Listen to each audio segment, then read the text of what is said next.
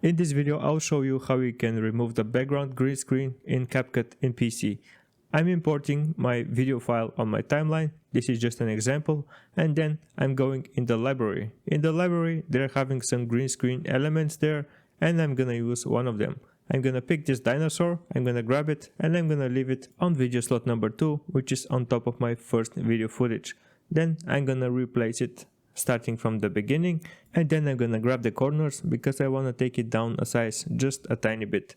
After I placed it on the place on which I want to be standing, I'm gonna remain this highlighted, and I'm gonna go on the right side. I'm gonna select cutout, and then I'm gonna enable chroma key. I'm gonna grab this pencil right here. After clicking on it, you can select the green screen background, and then you can increase the amount of strength so that you want to remove the color that was in the background, which in our case was green. I'm leaving my strength on a value of 50 and I'm previewing the video, and now you can see that I have successfully removed the background from our green screen footage. I hope this video was helpful, thanks for watching and see you in the next one.